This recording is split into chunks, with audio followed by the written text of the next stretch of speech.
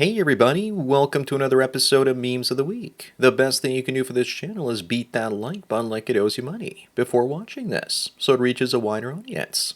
Also, before I get on with the memes, first a word from today's sponsor, the MGTOW Book Collection Part 2. Whether you're getting camel toe in Cambodia, banging babes in burqas in Turkey, or taking Polaroids of ladyboys in Thailand, Luca Vendetti has a series of books to make you live the dream.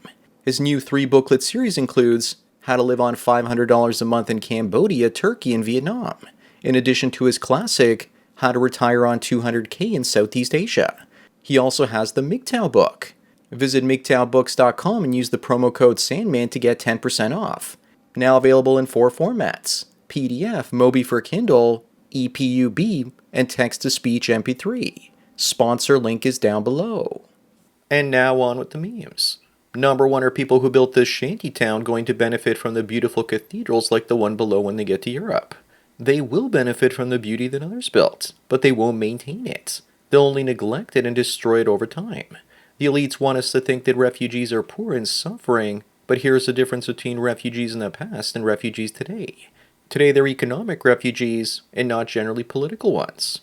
Moving on, hey everyone, looks like we have the Jeet reckoning with some Indians saying that Christ should be treated like a dog born of a cheating whore wife. I'm glad to see that now that the West has accepted many Indians, they feel comfortable on pooping on Christianity. I'm sure it's harmless fun though, because who in their right mind would be threatened by this? So stunning and brave. Number 3 are pregnant male seahorses. Would human females force this on males if they could? Of course they would, but lucky for us they can't. Once we get the surgical ability to swap genitals, I'm sure that the wives out there will demand that many of their husbands give them their wedding tackle so that the husband can stay at home and get pregnant. Give them a few more years and I'm sure they'll be implanting uteruses into the abdomens of young transgender boys. Up next here we have a woman receiving equality for a change. Abby and Brittany had to pay 2 separate tuitions, but now their job only pays them 1 salary. I wonder if they had to pay double the room and board too. These are the only individuals I'm willing to refer to as they/them. They also share the same man, their husband. I'm sure he's going to be the first man in history to pay double the alimony when he gets divorced from them one day. Number 5, apparently J.D. Vance aligns properly with the globalist push to flood America with Indians. Now that Canada, Australia, and the UK have been flooded, now it's time to do the same with America. And even Elon wants to bring in tons of Indians with H-1B visas. Looks like American Pie is about to be replaced by chicken tandoori. And it's not just about bringing Indians in general, but 1,000 Indian men for every 1 Indian woman to compete with white men for women in the West. Moving on, James Norton, a potential James Bond actor, says that men should atone for their patriarchal crimes in the past. What a total 00 simp. If he gets selected, many men will boycott the film because he's a male feminist. The past sucked for both men and women. The patriarchy was a myth. Sure, men had authority, but if we didn't, then everyone would starve or be conquered by foreigners.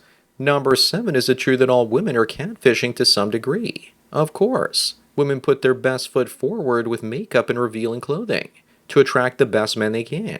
All that eyeliner is potent dark magic. Here you have the before and after sex photos. Maybe women's profiles on dating apps need to be photos with and without makeup. One casual and the other is a catfish. Is Melanie Mac deceptive with her makeup? Up next, here's the look on Rachel Zegler's face while she's watching the original Snow White. You know exactly what she's thinking. You can't kiss her without her consent, and Prince Charming won't be kissing me in my version of the film. Just to piss her off, though, even more, maybe they need to cast Andrew Tate as the prince. You just know that Walt Disney would be rolling over in his grave if he could see what the company was doing to the legacy of his masterpiece. Number 9, this woman says that DNA tests aren't cheap. Ferdinand gets back to her and says that it's still cheaper than raising his wife's boss's son. So I guess women are now using the excuse that it's too expensive to do them, so that's why they have to cuckold their husbands. I guess maybe men need to start calling out women like this for being cheap, the way women call out men for being cheap on everything else. Also, correct me if I'm wrong, but a DNA paternity test is around the same price as a woman's haircut. Moving on, when was the last time you went to a movie theater? Ironically enough, for me, it was to watch the first Joker film. Earlier that year, it was Endgame. Since then, I haven't seen anything in the theater, and the closest theater near me that's clean enough to visit, Queensway Cinemas, is about to be torn down and turned into condos. The age of the movie theater is over. I can't believe it's been 5.5 years since I went to one. Number 11 is the age-old question. Why are hurricanes normally named after women up until 1979? Obviously because when they come, they're wild and wet, and when they go, they take your house and car. Maybe it's no coincidence that they started naming hurricanes after both males and females once no-fault divorce got pushed through in the 1970s. Only stupid men get married. Who wants to risk a hurricane with a cooch ruining their lives? Up next, the University of Iowa announces plans to close their gender studies, women's studies, and sexuality studies departments, as well as scaling back their DEI initiatives. Maybe they saw that thanks to DEI initiatives, LA burned to the ground, and are worried that something might happen in their state as well. I suspect they shut down their women's and gender study departments because enrollment is down, and women are finally running out of other people's money. Number 13, just to show you how weak vegans are, this vegan family sends a note to their neighbor, complaining about how smelling their meat meals is making them feel sick. Not actually sick, just feeling sick. If my vegan neighbor sent me this letter, I'd just put a steak in his mailbox. But what would you do if you got this letter? I topped the mail steak off by putting a frozen piss disc under the door, knowing that when it thaws, it'll give them a nice surprise. Why, if vegans hate meat so much, do they pretend like they're still eating it? Moving on, here we have what many vegans are living off of these days. They're drinking Soylent, which is a soy-based protein drink. Is this really a cyberpunk beverage, or is it really the power drink of soy boys? If it was actually made of people, then at least guys like this wouldn't have this soy face. The only good thing is that Canada has banned it. What's wrong with the United States? Do you really want more of your men to look like this guy? Number 15, this woman is upset because she was supposed to go out on a first date, but the guy refused to pay for her nails to get done. So she ended up canceling the date and blocking him because he didn't know he was supposed to pay for her. I'm guessing that Caucasian women don't act like this, so I'm assuming it must be a cultural thing. She's not the problem. The real problem is there's still tons of simps out there that would pay to get her nails done, expecting nothing in return. Up next, new bubble wrap will no longer pop when you squeeze it, and the entire world is crying about it. You know what this means, don't you? The old stuff that pops is going to be worth a fortune, and you can sell it to people for various birthday parties so kids can jump on it and have some fun. But I don't know if I believe this story because I first saw this meme 10 years ago, and the bubble wrap still seems to be popping. Number 17, this is the moment that Louis realized why Rob had been buying him lunch every day for the past 2 years, while they were on the force together. Because Rob makes a great bulletproof vest. I guess sometimes he can't run, but you can hide. Then again, is Rob really sure what he's doing? After all, I wouldn't want to be behind anyone that big when they went down. They might just crush me to death, which kind of defeats the purpose.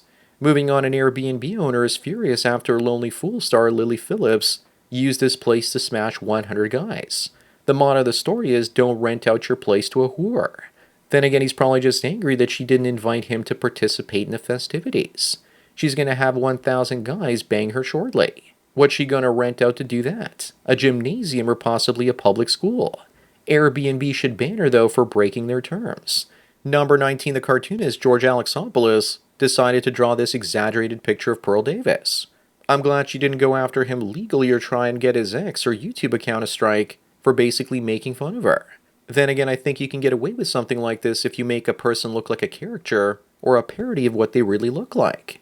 George seems pretty blue-pilled, and this is a response to Pearl Davis wanting to give out the award for Catfish of the Year. Up next is a woman with a lot of red flags, namely the tattoos. But what's going on with her fupa region? Looks like she's got a front butt. Either that or it's possible that she has a vertical cesarean incision baby delivery scar. All I can say is, that's one hell of a camel toe. Is this because of high mileage, or did we just discover a new type of hole? Maybe it's the world's largest vagine. Number 21 is Intani, and she's 43 years old, educated with a good job, keeps fit and cooks and cleans. But she's wondering why she can't get a boyfriend. Home Math, one of my new favorite YouTube channels, says, because you're 43 years old. But many older quality guys are not attracted to women over 40, except maybe younger guys for sport. But for her to get an older high quality man to commit to her will most likely never happen. All she makes is great target practice for some young Gen Alpha. Moving on, channeling the ghost of New Year's past, this woman said her 2016 resolution was no more Hummers. But half past midnight, she had a schwing in her pie hole. This is just attention-seeking behavior, and she's probably hoping that some Chad with lower standards reads this and then runs into her in real life and wants to commit to her. Based on the way that she looks, though, I might actually be a guy. Number 23, this woman slashes her boyfriend with a knife because he wanted to break up with her. She said he wasn't leaving until he bled. But she'll probably get let off and convince the judge that somehow she's still the victim. Is it just my imagination, or does her right chesticle look bigger than the left one? Women are getting crazy violent these days. Up next is a 47-year-old single mom of 3. She's unemployed, mentally unstable, and a bi-alcoholic. The first red flag is lying about her age. But if you can't get past that, then aren't you just excited to be with a middle-aged single mother? She changed her age rating because she probably wants to match with a younger man for sex. She obviously missed the fact that she's a liar by posting 2 different numbers. What I want to know is how a vegan can eat chicken nuggets. Looks like someone is trolling hard. Number 25 and the last one is a picture of Whoopi today and Whoopi in the past. Boy, does she look rough. She looks like she evolved into one of the Morlocks from the Time Machine. As far as I'm concerned, the top one is also prettier. No, seriously, it is. If you had to smash one, I'm sure you'd choose the top one too. The top one reminds me of when I was a kid and I used to go fishing and catching catfish, just without the whiskers. Maybe we should call it the whoopfish. So that's it for another Memes of the Week. Please give this video a like to push it up in the algorithm and so new viewers can find it. If you enjoyed this series and want me to keep making it, then donate it to PayPal and subscribe star links below. Anyways, enjoy the rest of your day, and cheers.